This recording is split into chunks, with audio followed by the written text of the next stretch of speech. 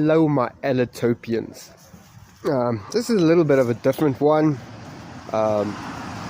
It's a fix from last night's bit of a screw up.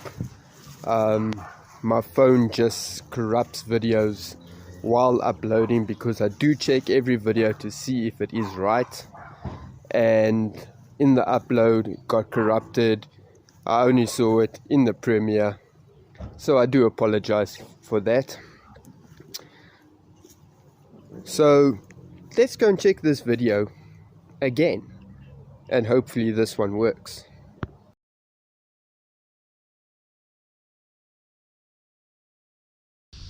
We have made it to Villisca, Iowa.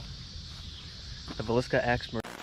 On June 10th, 1912, a quiet farmhouse quickly became the scene of one of America's most brutal unsolved murders. 6 members of the Moore family and 2 friends spending the night were all bludgeoned to death with an axe while they slept in their beds. The victims were Josiah Moore, age 43, Sarah Moore, age 39, Herman Moore, age 11, Mary Catherine Moore, age 10, Arthur Boyd Moore, age 7, and Paul Moore, age 5. The 2 friends spending the night were Elena Stillinger, age 11, and Ina Stillinger, age 8. Each victim was hit 20 to 30 times in the head and face with the blunt side of the axe. Although for unknown reasons, Josiah was the only one struck with the sharp side of the axe. Ever since the 1930s, people have been holding seances in the home in an attempt to find the name of the killer. Over the years, there were many suspects, but nobody was ever charged. Although one man, Reverend Lynn Kelly, confessed to the murders, saying a dark shadow gave him the axe and told him to slay everybody in the house. On the morning of the murders, he took a train out of town and told a passenger there were 8 souls left in Villisca before the bodies were even discovered. He later recanted his statements, and he was never charged due to lack of evidence. Today, the house is said to be one of the most haunted houses in America. Not only is the family said to still be in the home, but the killer as well, and maybe even something darker. With me as always is Mike from Charm City Paranormal, and this is the Villisca Axe Murder House.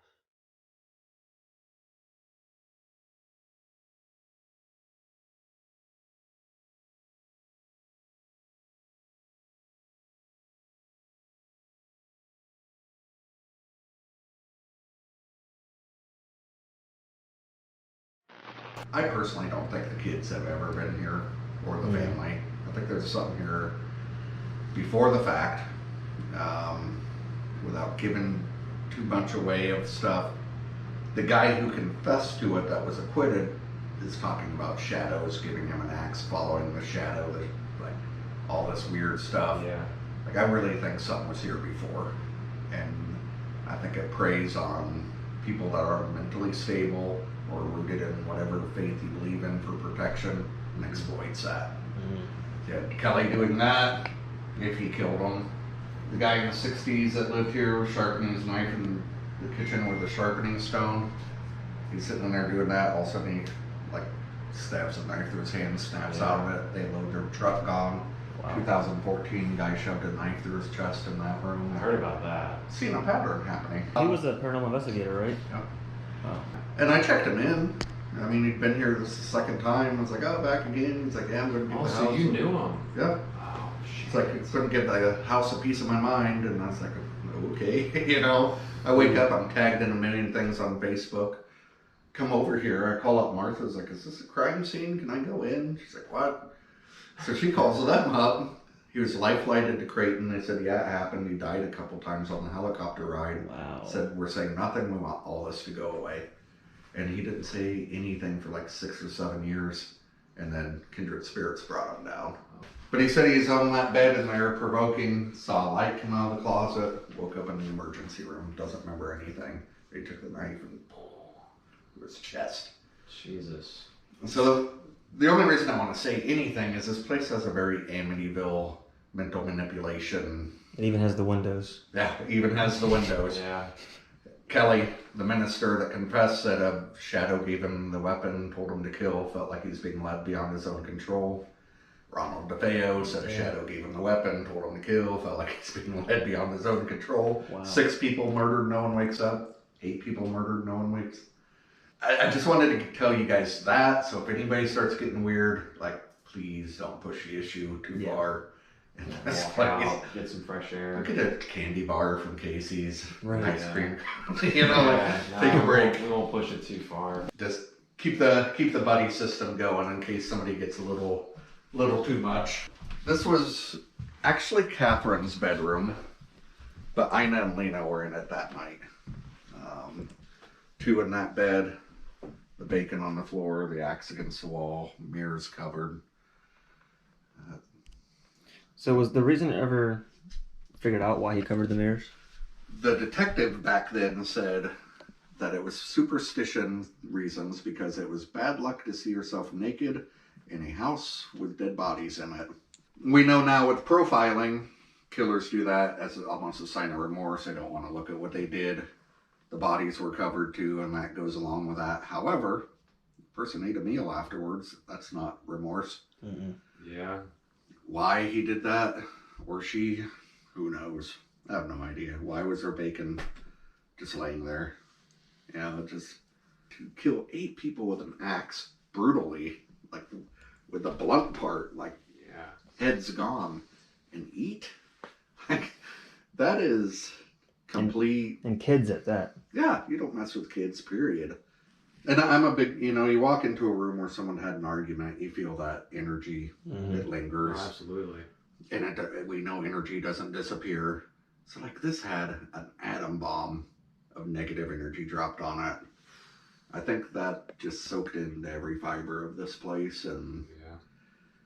but I also think it's like a mirror kind of, I've seen people come in, oh, the kids rolled a ball, one of them hugged me, it's so spiritual. Like that. Next night, the people are gone, like 10, 11 p.m. I have to mail half their gear back to them because they won't even come in the house to get it, Wow. And I'm like, yesterday, these 4 women were hugged by the kids. Yeah. What? Like, how is this even the same place? And so I think it's just like whatever you put into it is going to get reflected back to you. If you think the kids are here, that's probably what you're going to get. If you think something else is here, that's probably what you're going to get. So I'm not going to tell you any hot spots. I'll just let you figure all that out on your own. Cool. We'll go on upstairs. I'll show you the axe marks and stuff. EVPs are phenomenal in this place. One of the last overnights got an EVP. Wouldn't tell me what it was. He said it's deeply personal to where he had to like leave and collect himself and come back. And then he played me the other EVP he got, and it's just a woman saying a woman's name. I'm like, doesn't ring a bell historically. I don't know. He goes, no man, this was my girlfriend in Texas 33 years ago. Her name. Oh no. Jeez. Well, house is the next game's mode now. Damn. It sounds evil, honestly. So this is a parent's bed. Travel Channel just broke it. So Oh, sweet. Oh, is that why it's like this? yeah, mirrors covered. This is one of the bigger axe marks left behind.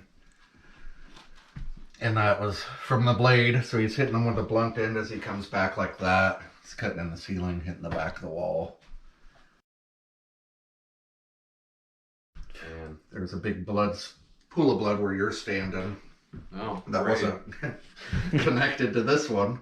So they think he came out of the attic, boom, boom, walked over here, heard something, and just froze with the axe as the blood dripped off the axe.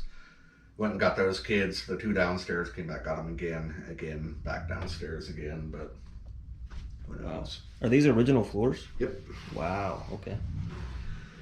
And we do a lot of like forensics groups and stuff, and they've luminoled in here and ran cameras under floorboards and stuff, and it's all there. That's, it reacts with the iron in the blood or something, and so the iron stays in the wood. I'm not sure how it works, but it was. Just soaked in there. Yep, they're like back then they would have just wiped it visibly clean. Wow. So we'll find it. And I was like, show me this blood. I didn't believe him. I was like, oh, okay. And it was everywhere. That's crazy. The fact that he did what he did, and went downstairs, got the kids, and then came back up after they were already dead, Hit him and again. hit him again. Like, Yeah. that's insane, man. So this is the attic where probably the guy was hiding. The floors and stuff are totally safe. There's nails through the ceiling, so don't impale yourself. But Okay. I'll just avoid that one.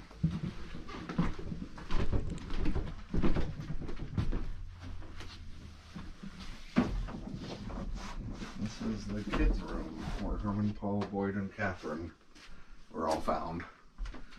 The ceiling was just tore up with axe marks. At one point in here, it looked like, they said it looked like he went like this in a celebrating frenzy. I have no idea what that even means. What the hell? Took off a bunch of wallpaper, and then that mark was underneath, which I can't say 100% on that one, but I mean, it sure looks like an X mark to me. Yeah. Yeah. This is where it happened. I've always wondered about some of these in the floor, like that one, and then right there. Oh yeah, see him. And this is the same positioning the beds were? Exactly. Wow. Walk-in closet. 100-year anniversary. I'm downstairs by myself about 10 p.m. and I text my buddy. I'm like, man, if you don't hear from me by 8 a.m., like, get my preacher down here. Like, I was freaked out. Nothing. Not a thing happened. Nothing. It was boring. But then other days it's just on. I mean, I've looked for patterns with birthdays, anniversaries, moon phases, storms, the eclipse. I've seen nothing.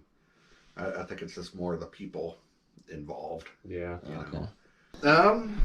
Any other questions? I'm good. I'm just ready to figure out what's going on here. Awesome. See it for myself. Good luck. So initially, we didn't feel much at all going into the house at first. We got the tour from Johnny, and the house felt fine. It felt dormant. It felt like a regular old farmhouse. As the day went on, and we were unpacking our gear, I went inside the house alone, just to kind of feel it out myself. And when I went upstairs to the kids' room, I started to feel this sense of dread starting to kick in. And that feeling didn't go away. It only amplified through the entire night. By the time Johnny had left, we hadn't even started investigating until several hours after the fact that he had left. It was around 9:30 at night. Almost as soon as we actually began the investigation is when things started to pick up. It's like once they knew what we were there for, they started to give us activity.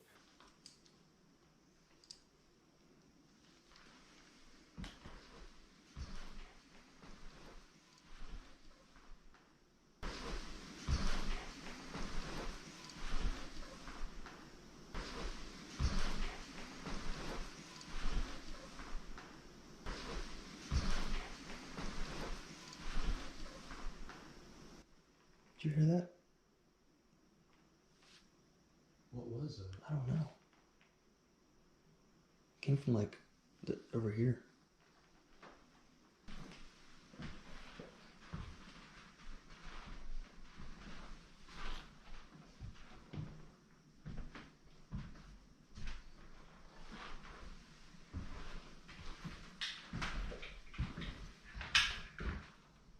Is there evil in this home?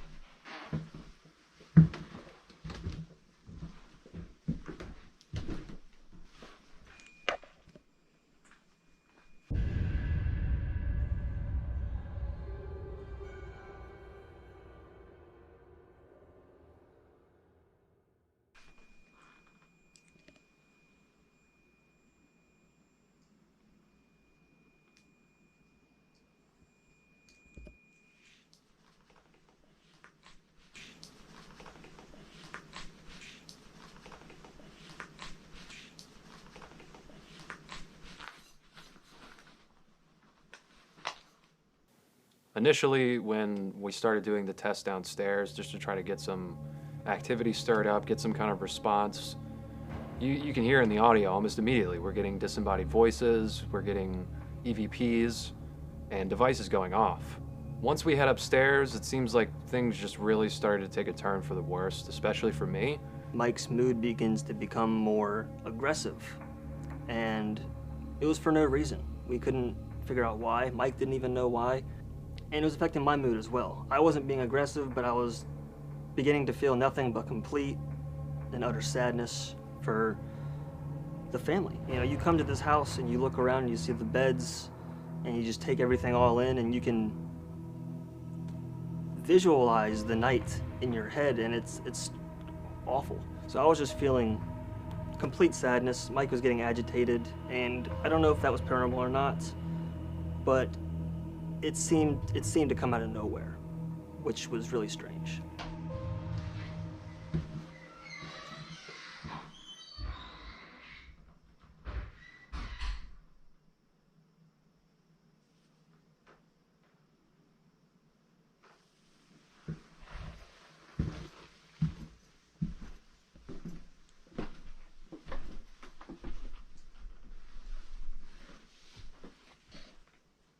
If anybody's in here with me, can you make yourself known?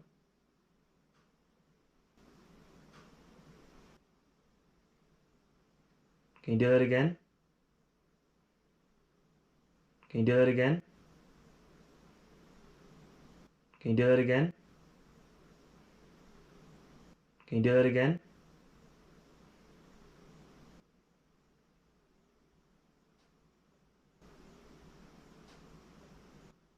Thank you. I don't mean to cause anybody here any harm. Come here as a friend. And I just want to make contact with you.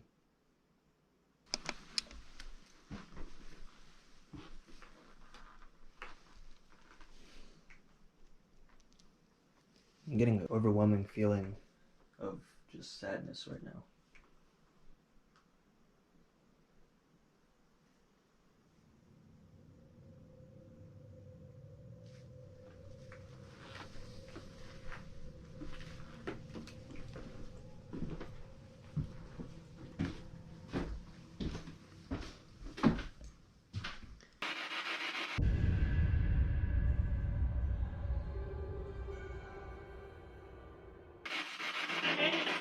Hey.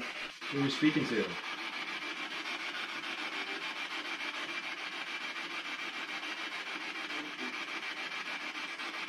My name's Mike, and this is Ethan. Okay. What's your name?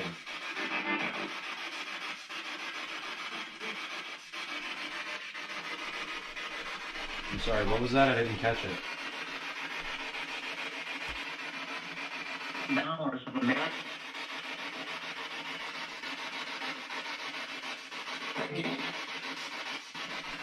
I saw a shadow in there.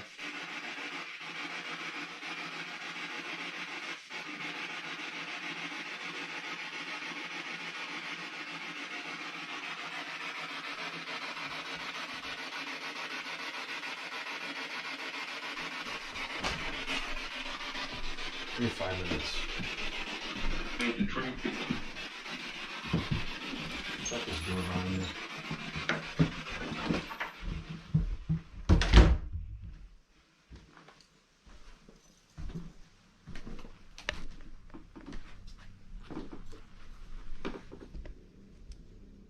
I don't know why, but for some reason, as soon as I came into this house, I feel so pissed off right now, and I don't know why. And I think maybe it has something to do with the fact that you killed a bunch of kids, man. What is wrong with you?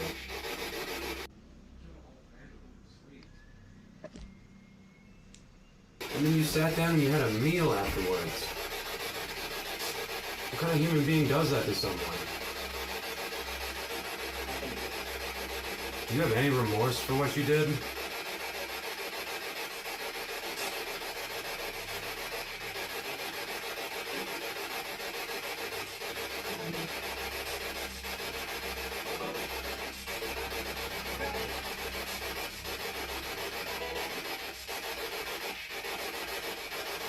Do you even care?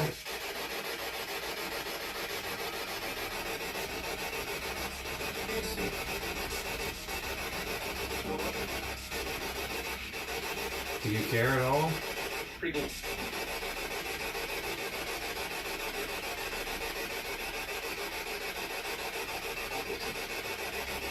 Oh, I'll see.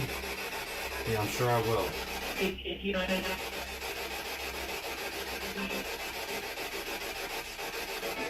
Yeah, well, I'm gonna be here all night, so you can get acquainted with me. Get real comfortable. I'm not going anywhere.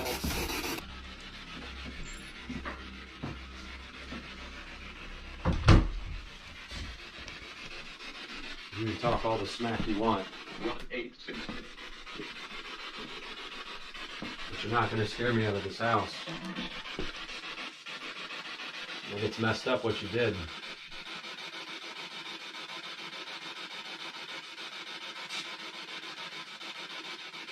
I gotta go outside for a minute, man.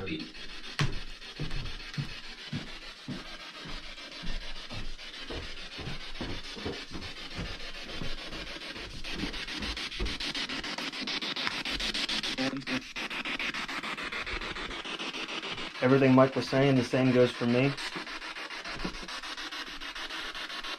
I don't know if the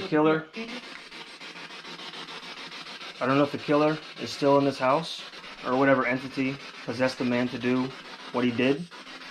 I don't know if you are here, but the man who did this unspeakable act in this house is nothing but a coward. You are a coward. You lived as a coward, and I'm sure you died like one too. You murdered a whole family that had so much growing up to do, a life to live. Something just touched me.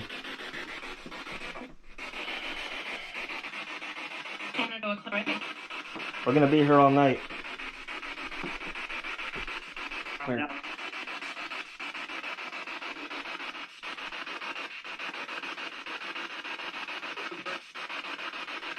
I'm gonna step outside with Mike, but I'll be back too. Don't worry. I'm gonna be here all night, so why don't you do something to me?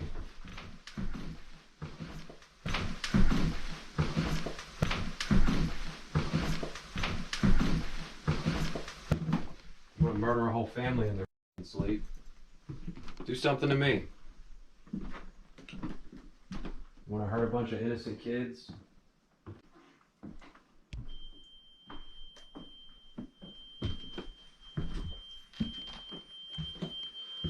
So mad right now, man.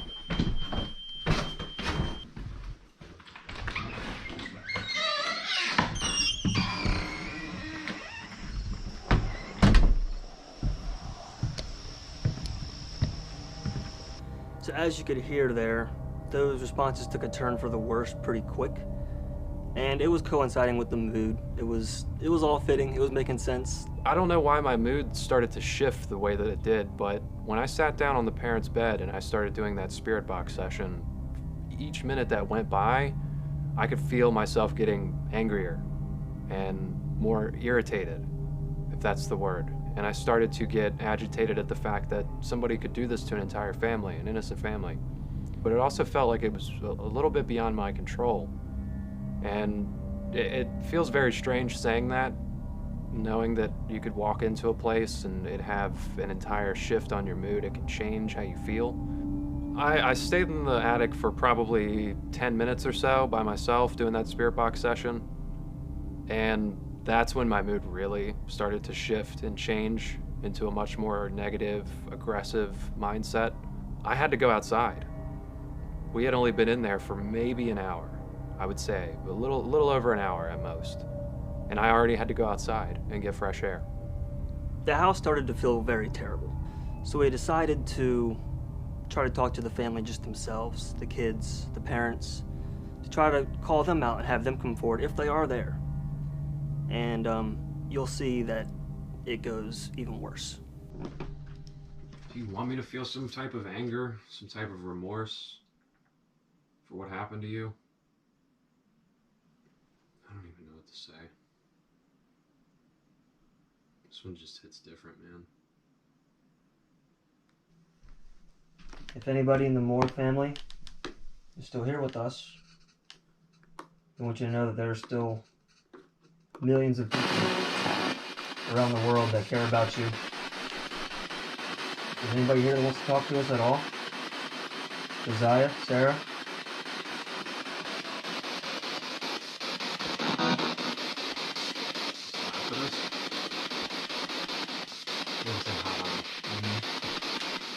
Is there anybody here at all, yes or no? Yes,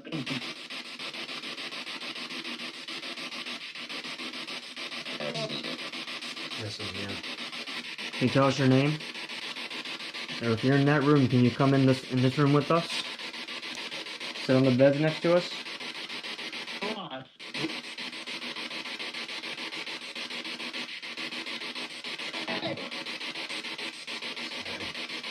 Hello.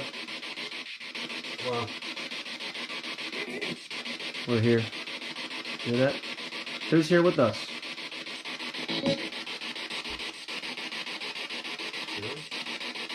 Sound like a demon. is there a demon here?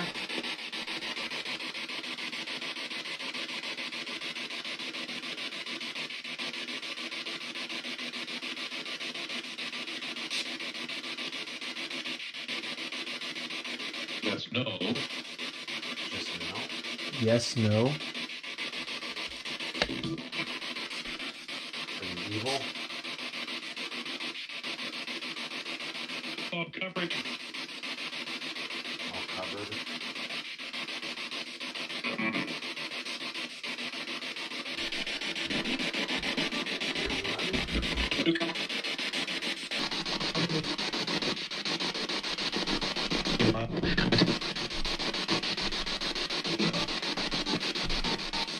Body. Why don't you come sit in that chair? Come talk to us.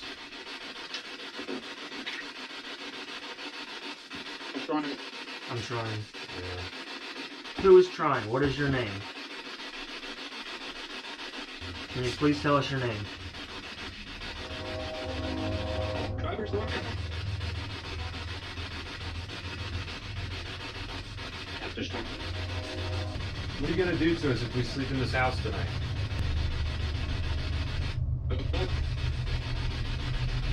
What's that?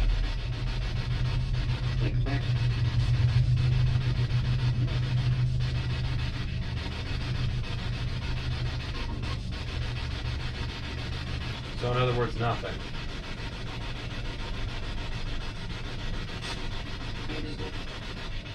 Good is dead. Body can't be done. Right off. Right off. Who are we speaking to? Are we speaking to the man who axed an entire family in their sleep? The coward? Yes. Oh, really? It's nice to finally hear from you. It's about time you came through. What took you so long?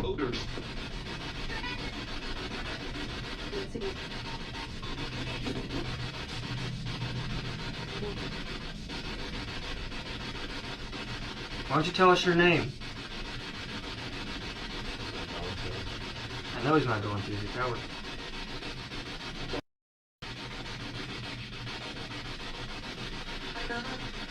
Okay.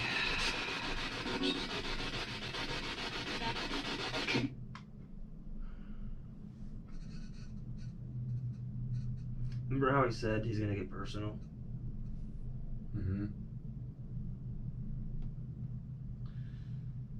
He just said my friend's name. Gotta figure out how I'm gonna say this. Okay. So, the name that just came through on the spirit box is the name of a very dear friend of mine who passed away last year tragically. Coincidentally, he passed away, his 1-year death anniversary was the day before this night. And it was on my mind pretty heavy. He was my best friend since I was about 7 years old. I'm very close with his family. All my childhood memories are with him. Obviously, I'm very upset about his passing, and it really hit me hard. So you hear, I call the killer, or evil spirit, whatever it is, I call him a coward. Immediately after, he says my friend's name to me. As if he's like taunting me, or, you know, I taunted him, so he's taunting me back. But he's hitting me really deep where it really hurts. I don't know how, whatever that thing is in that house, I don't know how it knew that about me. How it could get into my head, read my emotions, and pick the one thing that it knew would upset me the most. And it did that. You know, maybe it was my friend with me saying that he's there, or maybe it was a ghost in Iowa halfway across the country that somehow knew that about me, which is terrifying. He goes, no, man, this was my girlfriend in Texas 33 years ago. Her name. Oh no. Scattered thunderstorm. Michael. You're saying everybody else's name besides your name. We know these people's names. What's your name? That was very quick. That was very quick. This is fun for you.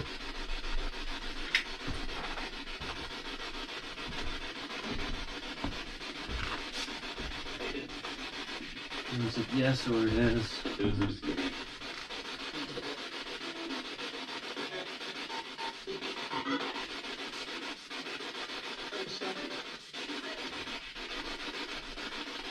My back is killing me, dude.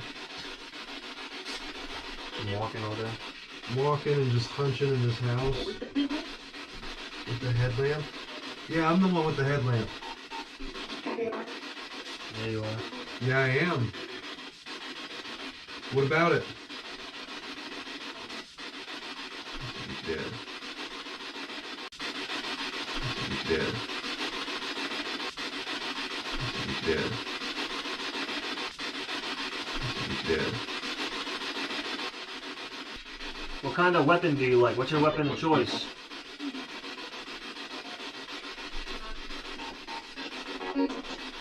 Axe. Your brains. Why don't you make a knock on something? Bang on something.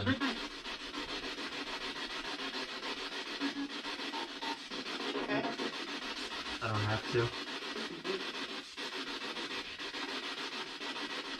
If we split up in the house, are you gonna do something to one of us? Look what happened. Do you not want us in here anymore?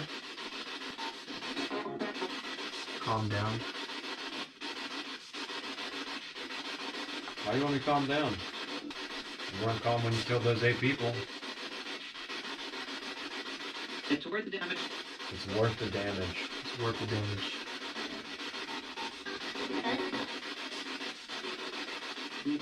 You're a fucking monster.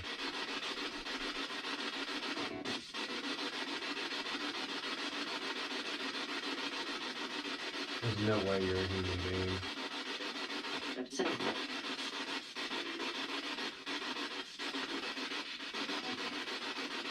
He didn't look up. You didn't look up. Peaceful.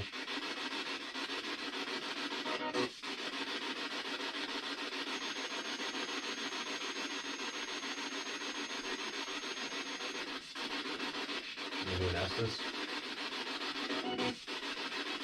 You want to do it? Yeah, I'll do it. You sit here. I'll bring the other camera here and record you. Can you go downstairs with me? I gotta grab a few things. Good stuff.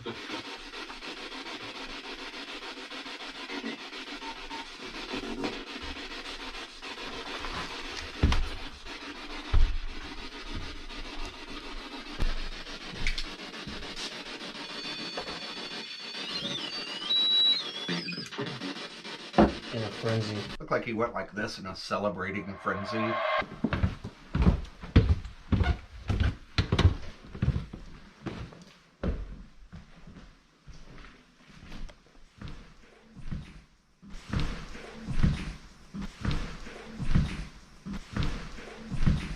Whoa. I just heard a voice back here. You might be hearing the spirit box upstairs. No, Still hear it. I heard the spirit box. This was different. It was a man. I heard a man there earlier too.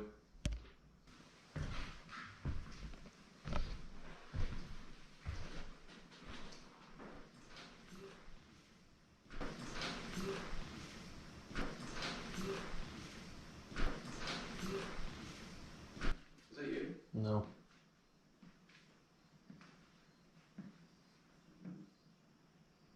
Could have been a spirit box. That was the spirit box? I don't know. I mean, it was loud. That was loud as shit. That sounded like another person upstairs. Mm-hmm.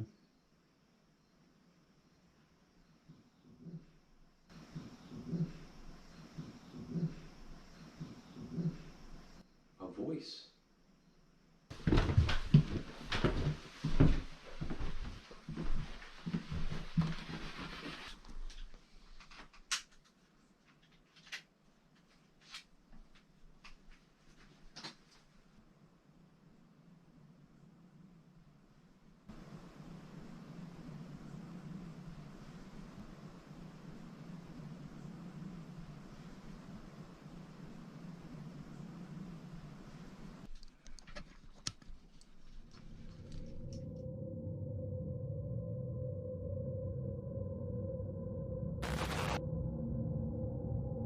You feel like what you did was right?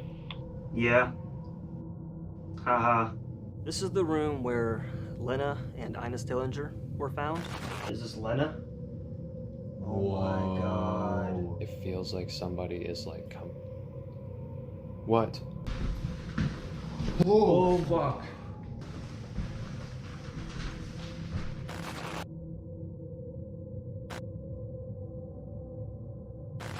All right, there we have it. WULF, paranormal. I hope it said WULF, but it's a pretty awesome damn channel. Definitely well worth the watch. Guys, the link is down in the descriptions below, as well as the links to my stuff, my Facebook, my email address, my PayPal. Please guys, if you can spare anything, I really need a new phone because I'm getting pretty sick of making a fool of myself on my channel. I do strive for perfection, and clearly this didn't go my way. So guys, thank you for watching. Go and subscribe to his channel. Flippin' awesome channel. Great content. I will see yous next time.